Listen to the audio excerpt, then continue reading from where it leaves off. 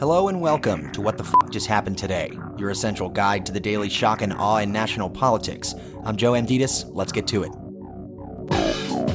It's Thursday, December 8th, 2022. Welcome to day 688.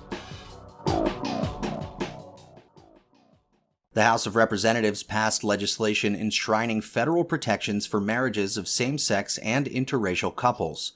The 258 to 169 vote sends the Respect for Marriage Act to Biden's desk for his signature. The Senate passed the same bill last week by a vote of 61 to 36.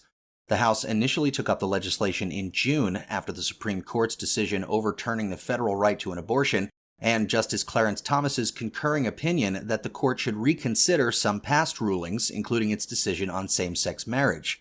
Following the vote, Biden called the legislation a, quote, critical step to ensure that Americans have the right to marry the person they love, end quote, adding that it provides, quote, hope and dignity to millions of young people across this country who can grow up knowing that their government will recognize and respect the families they build, end quote.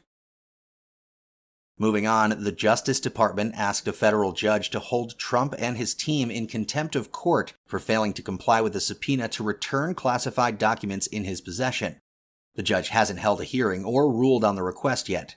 The request came after months of frustration from the DOJ, which first issued a subpoena in May for any classified documents that Trump may have. While Trump's lawyers certified that all classified documents had been returned, the FBI seized more than 100 classified documents during its court-authorized search warrant of Mar-a-Lago in August.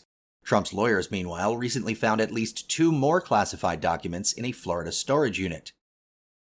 Meanwhile, the January 6th committee is reportedly considering criminal referrals for Trump and at least 4 others. While the committee hasn't officially decided who it will refer to the Justice Department for prosecution, the panel is considering referrals for Mark Meadows, John Eastman, Jeffrey Clark, and Rudy Giuliani. The committee is expected to reach a decision on criminal referrals when members meet virtually on Sunday. In related news, Michael Flynn appeared before an Atlanta-area special grand jury investigating efforts by Trump and his allies to overturn Georgia's 2020 presidential election results. Flynn's appearance came after a Florida judge ordered him to testify, calling him a, quote, necessary and material witness, end quote, in the grand jury investigation. Back in D.C., the House of Representatives passed an $858 billion bill to fund the Defense Department, which includes a provision lifting the Pentagon's COVID-19 vaccine requirement for active duty service members. The bill included more than $45 billion more than Biden initially requested. The measure now heads to the Senate, where the support of at least 10 Republicans is required in order to pass. And finally, WNBA star Brittney Griner was released from Russian detention in a prisoner swap for international arms dealer Viktor. 9 months ago, Griner was detained at a Moscow airport after Russian authorities said they found vaporizer cartridges with cannabis oil in her luggage, which is illegal in Russia. She was sentenced in August to 9.5 years in prison for drug smuggling and sent to a penal colony.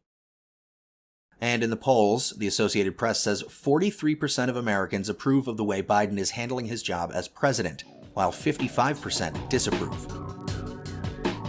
That's all for now. You can find the links and sources for all of these stories on the main website. And as always, visit whatthefjusthappenedtoday.com for the latest news and headlines. Until next time, I'm Joe Amditis.